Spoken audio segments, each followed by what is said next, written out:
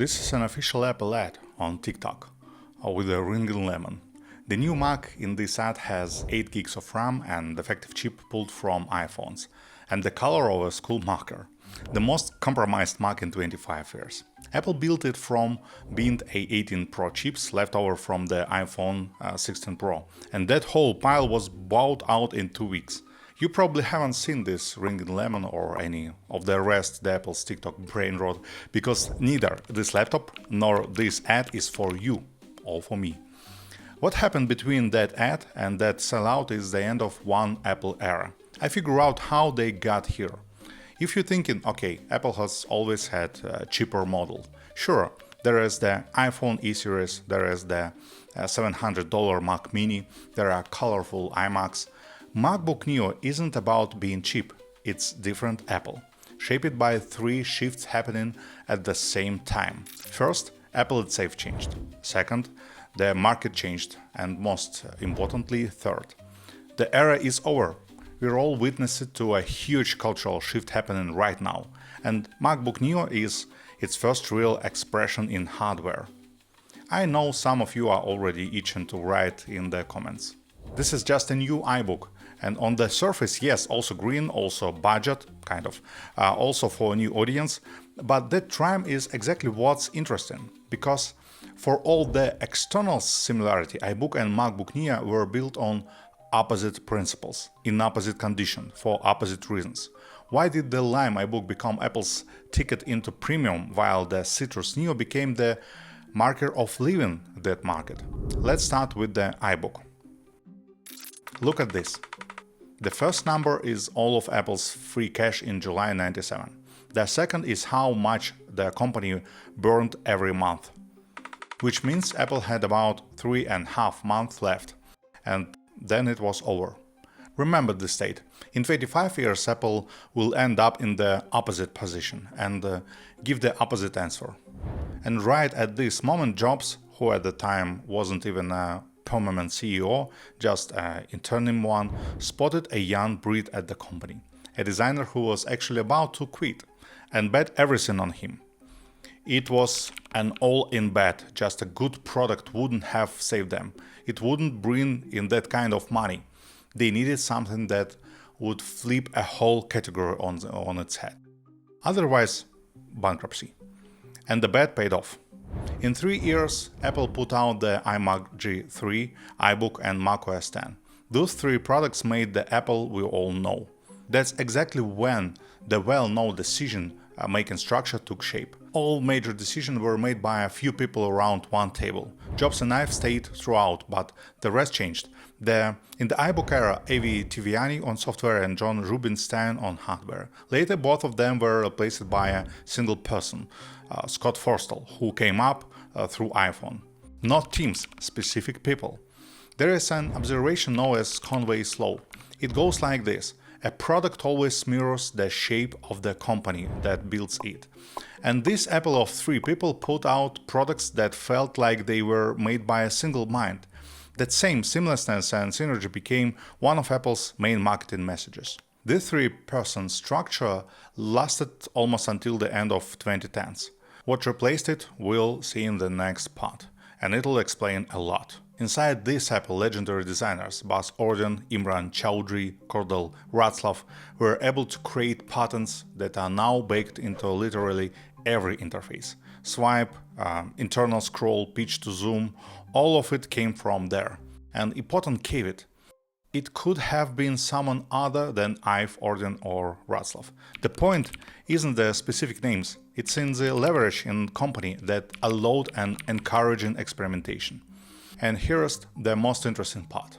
The bet on design, beyond pretty pictures, posters and chassis, quickly changed something else. It automatically decked premium position along with it. Good designs need better hardware, better materials, better ads from better directors.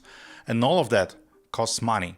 And all of it detached Apple from the race to the cheapest, which the rest of the PC market was diving into. That's how a budget Lime laptop became the point where Apple stepped off the road of just good tech at a fair price and onto the road of premium, and never stepped off it again, until recently. And we all know premium is first and foremost, it's about how it feels. In that sense, subscribing to this channel is also premium. If you're not subscribed, give it a try. The feeling is pleasant. Now the main part. What's left of that Apple after 25 years? And why did today Apple make a safe MacBook Neo instead of a new big bet like the iBook? Apple is still Apple, a lot has remained. Their design legacy from the Jobs and Ive era, all the patterns, the aesthetic, the operating systems, we use it every day. A massive financial base, Apple is now one of the richest companies in the world, and the well-oiled product machine of the Tim Cook era.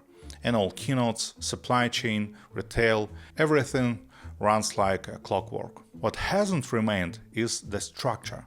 Those three people around one table. Jobs, Ive and Forstall, the trio is gone. First Jobs passed away, then Forstall left after the Apple Maps failure. Then Ive, slowly throughout the whole last decade, drifted away and in 2019 officially walked out. And here's where it gets interesting. Because the structure is gone, but Conway's law isn't going anywhere. The product still mirrors the company. The company is just different now. Different how? You can see it best in how it's run. And the picture here is, to put it mildly, not great. Over the last 2 years, a whole cascade of people has left Apple. People who had been making key decisions at the company for the last 2 decades. This isn't a couple of VPs changed. This is a systemic exodus that really affects decision-making at every level. In parallel, Apple had one of the loudest failures in its entire history, the AI flop. Apple Intelligence, which was supposed to catch up with ChatGPT and the rest and make iPhone truly smart, didn't launch on time. This is a moment we've been working towards for a long time. And when it did, it launched wired. Things are much better now, and Apple Intelligence, not the serious side, but as part of the app environment, is actually incredible. But the details came out about the production hell and total chaos during the development of all of this. Then there is Alan Dye, the lead designer responsible for Liquid Glass, who left Apple almost right after Liquid Glass shipped. After the biggest piece of work he'd done in years, that's a very least mildly scandalous, especially given the mixed reaction from both the public and the professionals. And the picture overall, team composition, management, product consistency, looks like mountain chaos. But within all of this chaos, there is one department where nothing is falling apart, the opposite. But that department in a minute. First one more Neo compromise. The box comes with a very compact adapter, but it's only 20 watts, which is really low. By the way, this is not it. This one is 65 watts. But hey, no classic giant Apple brick. And this little charger is from today's sponsor, UGREEN Nexode Air, a compact, lightweight 65-watt charger. Size-wise, it is about the size of an iPod's case, 74% smaller than regular 65-watt chargers. I do not like carrying a backpack, so I often go out with a bag like this, and it fits in perfectly. But the main thing is travel. I no longer need to pack my very nice but giant home charger. I only needed it for the wattage. Now I just throw in a couple of Nexodes and they take up a fraction of the space. The colors are nice. My favorite is Cosmic Orange. It looks great next to my arm. And the braided cable comes color matched. And 65 watts is serious. A MacBook Air goes from 0 to 55% in a half an hour. An iPhone 17 Pro Max to 68%. It covers all my devices, my iPhone, my old beloved AirPods Max, and the power-hungry ones, MacBook Pro, Steam Deck, Nintendo Switch, and of course, the magnetic power bank, UGREEN MagFlow Air. It is 10,000 mAh, that is roughly 2 full iPhone chargers. Links in the description. Check out the Prime Day deals to get 38% off from June 23rd to June 26th. Okay, the charger minute is over. Back to it. I promise you a department where nothing is falling apart. So, that stable department is Apple Silicon. And every decision it makes pays off for years. Meaning the chip they showed this year will power iPhone and Mac for another 5. At some point, Apple Silicon started pulling the rest of the company along with it. With Apple Silicon, with its own release schedule, became the foundation for Apple's entire calendar. A very logical continuation of this department's rise in power, the fact that Apple's new CEO is John Turnus, who was VP of hardware, and Jony Ive, who ran Apple Silicon for over a decade, became the only new C-level addition alongside Turnus. The Chief Design Officer role in Apple structure is gone. 2 hardware engineers at the top and no CDO. And here's where Conway's law comes back. The same logic that made Apple a design company with a coherent ecosystem, because at the top sat a visionary, a designer and an executor in one room, now makes it a hardware company, because at the top are 2 engineers. And the history shows that Conway's law always works. More than that, we already see this playing out, and the formal appointments are just bringing the letter of the structure in the line with its spirits. Turnus' influence on every process had been a known fact for at least a year. And by the way, that's not bad, it's just a different Apple. If you're a designer, what I'm telling you right now probably sounds a bit sad. It felt that way to me while I was prepping this video, but honestly, there is more reason for optimism here than it might seem. Let me explain. Over these 25 years, Apple has had 3 sets of values. First, design Apple, the Jobs, Ive and Forstall era. Values a smooth user experience, creating design patterns we still use today, creating fundamentally new product categories. Second, Tim Cook's Apple. Values the best gadgets in the world, expensive with compromises, but whether they fit, they beat every competitors, or rather that what they say themselves. Not necessarily true in reality, but in positioning, rock-solid claims about the world's best devices on the world's best operating systems. Third, Apple built around Apple Silicon. Values the best ratio of performance, efficiency and price. The $700 Mac Mini, just wow. iPhone 17e, incredible device. MacBook Neo flat out destroys competitors. And here's where it's worth looking at the MacBook Neo closely. What it's made of. Apple took binned A18 Pro chips from last year's iPhones with 1 GPU core disabled. That's where the 8GB RAM limit comes from. No new architecture, no new patents, no new R&D billions, just reusing what already exists. That's what a safe bet looks like. In the hardware era, bets just aren't made any other way. And this one worked. Every last R18 has been sold out, and poor Apple has to fire up production again. And this is only half of the story, because the new Apple isn't just changing the product, it's changing what premium even means. And that affects every one of us. iPhone Pro was always the ultimate best for people who don't care how much it costs and just want the best. To be a bit more precise, it's when your purchase sends a signal. I can afford the impracticals, something that doesn't really make sense, because there is so much excess power and features that even though I don't need it, I'm fine handing over to annual incomes of an average Bangladeshi once a year.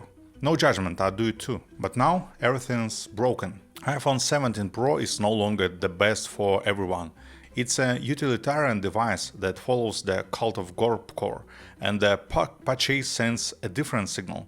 I'm enough of a pro to spend on an expensive and functional things, even if it isn't the prettiest. iPhone Air went the other direction, pure aesthetics, thinness as a goal in itself. That's a completely different kind of premium. With a signal, aesthetics matter to me more than price or specs, which is closer to classic Apple premium, but differs mainly because it's part of a wider lineup. And MacBook Neo is playing a third game. Neo's premiumness is in simplicity, cheapness and brightness, and in a willingness to ditch traditional autonomy values, which frankly has fully broken away from what we used to mean by premium. Because while there are similar undertones inside, the core of this position goes way too far from what we're used to. So classic premium, a single ultimately loaded device at the highest price, Apple is simply killing. They no longer have one best product. 3 different angles and none of them is classic. And considering how Apple sets the rules for the whole market, these are most likely new rules for everyone. And 25 years ago, there was just one rule: one best product. Unlike the iBook, which shipped as the only possible and the best solution of its time. But I want to shift the focus from the device to the pair, device plus operating system, because then the resemblance between these pairs get even more interesting. The budget laptop in a bright color paired with the operating system with a glass aesthetic. And again, I bring up the iBook and its resemblance to Neo to highlight the difference.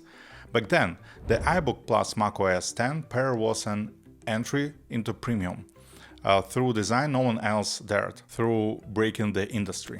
Now the MacBook Neo plus liquid glass pair as an exit from the old premium into a new aesthetic, a new audience, a new logic. Remember that ringing lemon from the very beginning. Apple released this and the rest of the brain rot alongside the MacBook Neo announcement, after wiping all their social media first. After the brain rot series, another one came out, with the Finder mascot toy. Apple has never advertised like this. As someone who knows a thing or two about brand identity, I can tell you, most art directors would have blocked this, saying it's not the brand voice, that is dilutes the identity. That's exactly how it looks if you don't get the reason in your audience and don't know the outcome. Huge sales. And this new audience is a generation that's right around the age my kids would be. These kids have a pretty wide cultural gap with me and with many of you, a different relationship to hardware, to software, to computers in general. For the first time, Apple is speaking to them in their language, in their cultural field. And MacBook Neo is the first product made specifically for them. But why now? This isn't Apple's first cheap product. The main reason is simple. That same audience just grew up. Teenagers who were 12 to 15 where the first Apple Silicon Macs came out are now 18 or 21. They have their own money. They make their own decisions and they are different. But generations don't shift abruptly. It's a gradual process. Where does such a sharp break come from right now? It's not just the audience. The world is changing too. There are three trends that feed into this directly. First, digital fatigue and the move offline. People are actually pulling away from screens. I've been keeping a lot of notes in notebooks lately, using a photo printer, printing photos and hanging them on the wall. And I am not alone. Paper planners, retro devices and Nella cameras, all of it is selling again. Second, character returning to design. After many years of flat sterility, interfaces are getting an aesthetic with character again. Apple's liquid glass and Google's expressive material are careful but still attempts to hit this trend. And retro aesthetic, as a vivid representative of an era when design had a soul, is everywhere now, from icons to games. Third, DIY software. People have started building their own apps, assistants, trackers, dashboards. With AI, this got accessible. You don't need 5 years of programming school anymore. To sum it up, people want uniqueness more and more. Efficiency for the sake of efficiency matters less, and MacBook Neo caught that wave. And one more thing about optimism. Everything I just told you about chaos in management and Apple no longer being a design company, that probably sounded sad, especially if you're a designer. But here's what I found. From 1922 to 1997, Jony Ive was already working at Apple. He was already the same Ive who would later make the iMac, iBook and iPhone. But in that Apple, the structure didn't let him ship what he capable of, which is why he was getting ready to quit until Jobs came back and changed everything. And the thing is, Ive isn't unique because of his skills, of his personality. He's unique because of his accumulated influence, which started because he ended up in the right environment. Good designers, there are plenty. The shortage isn't in people. The shortage is in environments that let them shine. Markets emerge, grow, and then mature. Mature markets are conservative and bureaucratic. And that's just the natural way of things. And right now, it's most likely the same story inside Apple in 2026. Somewhere there are designers who could make the next iBook. The structure just doesn't let them. It has a different focus, different priorities, a different sailing. But even if such strong structural changes are possible inside one company, the world will inevitably meet new heroes. The one who will change how we interact with technology and with each other. This just might happen, and most likely will happen outside of Apple. Apple 1999, an unstable company in a stable world, making the most high-risk bet possible. And that bet creates the premium segment of consumer electronics as we know it. Apple 2026, a stable, wealthy company in a very unstable world, making the safest bet possible. And that bet kills classic premium in service of expansion and try to be first into a new audience. The same company with almost the same green, just going in the opposite direction now. In past videos, I've been grumbling that even though I'm happy about the changes, the designer in me misses the level of excitement we had in my youth, in the mid-2000s. The times when something new came out every year. But while prepping this video, I genuinely got excited about what I saw. I'm not trying to act young, I'm not ready to give up how I watch and read my relationship with technology and AI, but I'm really curious to figure out how the new generation looks at all of this. How the values we're used to, that Apple has been using to sell products for the last 25 years, are moving to the background. And I like it. At the very beginning I said MacBook Neo isn't for you or for me, and that's true. Most of us probably won't buy it. And you know, that's probably the healthiest thing Apple has done in years, to stop pretending that one product can be for everyone. And this move on to a new audience, first indirect through new cheap products and now direct with new positioning. I'm convinced that this is a one-way road. And one more thing optimistic, the new design of the Ferrari Luce. That same Jony Ive, who 25 years ago made the iBook, recently made the interface for the new Ferrari. And there are a couple of things in it I haven't seen in consumer tech in years, and a few that appeared in the automotive interface for the first time. Because even there is no room for things like this in Apple right now, there is in Ferrari. Watch my video about it. By the way, I made these wallpapers myself. Last time I tried this, I got hundreds of warm reviews from you and a high rating, so I decided to do it again with the MacBook Neo. The wallpapers come in every color, light and dark themes, and 6K for desktop and every size for mobile. $9 or cheaper, depending on your region. Link in the description or QR code on screen.